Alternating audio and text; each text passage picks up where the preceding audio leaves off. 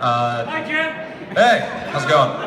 No. So Ryan wanted to originally pick one best man, but looking around, he decided the only way to do that was to put all three of us together.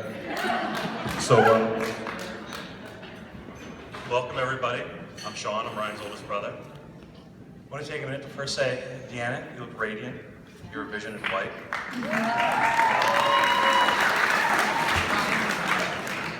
Ryan, you look fine. But before we get to Ryan and Deanna, I want to take a moment to show some appreciation to the people who really deserve it today, to the parents, Mr. and Mrs. Bigford, Mr. and Mrs. Coyne.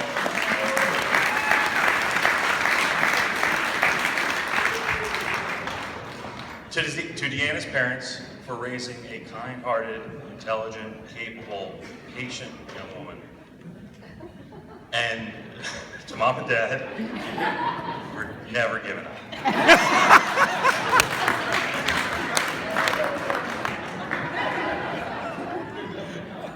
Now, the best man toast is traditionally a time where rib the groom a little bit, talk about some youthful indiscretions, but the reality is, Ryan was a dedicated, hardworking student athlete. Got into an Ivy League school. It was not easy to get into, I can vouch for that. Went on to a high-pressure job at Wall Street before getting into entrepreneurship. And the truth is, Ryan just never had time for any kind of shenanigans like that. Nothing but clean living and scripted.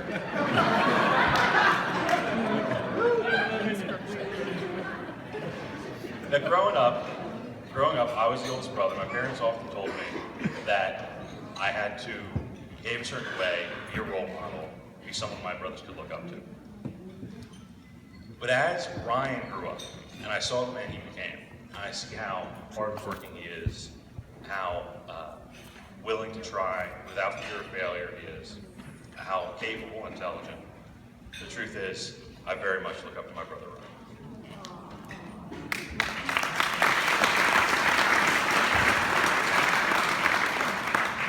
Hi everyone, I'm Devin. I'm the youngest best man and brother. Ryan and Deanna have been dating since I was in middle school, so Deanna's been around for a large portion of my life. And for a long time, it's felt like part of the family.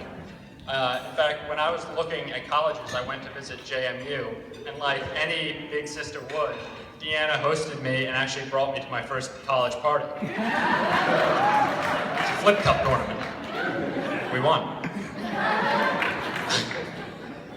Deanna, being the youngest brother, I'm often in my older brother's shadows, but with you, it was never like that. I was always myself, and you always treated me like an individual, never expected me to be someone else, and for that reason, you felt like my big sister for a very long time.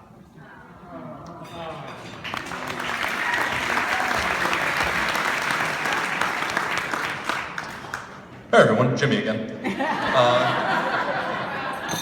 So, being 1 year younger than Ryan, I always had the unique experience every year in school, every new crop of teachers I had were Ryan's teachers the year before. This led to some choice interactions every September. From the delicately put, oh, you're nothing like him, are you? To the much more forceful, get out. But occasionally, there was the one or two teachers who said, you have a high bar to live up to. So, it's not always easy to follow a path someone's laid out for you. Sometimes it's a primrose path, other times scorched earth. But I've always been proud to follow in Ryan's footsteps, and I consider myself proud to this day. Ryan, as we know, is nothing if not decisive. Look no further than all three of us being his best man.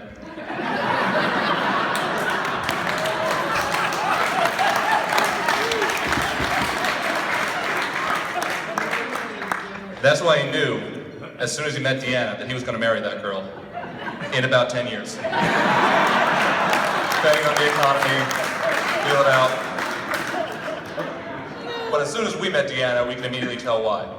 She immediately seemed to us like the sister we never had. And we immediately started treating her as such. From the time I backed up my car into hers in the driveway, to the other time I accidentally blew hot birthday candle wax onto her favorite coat. I dropped a very expensive pair of prescription sunglasses of hers in a river. We could go all day and night, but the point is, we've given this girl a lot of guff, but we've always treated her and thought of her as the big sister we never had. And she has always loved and accepted us as the family she can't get rid of.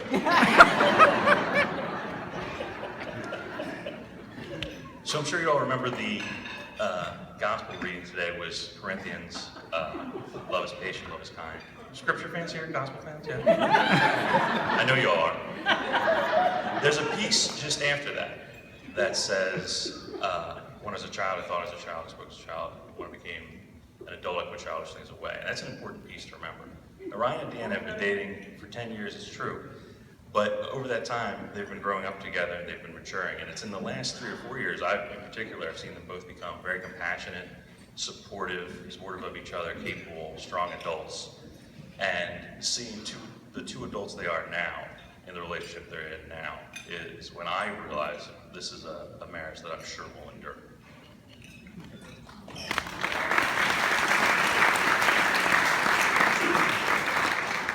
If you could all raise a glance. To Ryan and Deanna, though our childhood is at an end, we are always your brothers and forever your friends.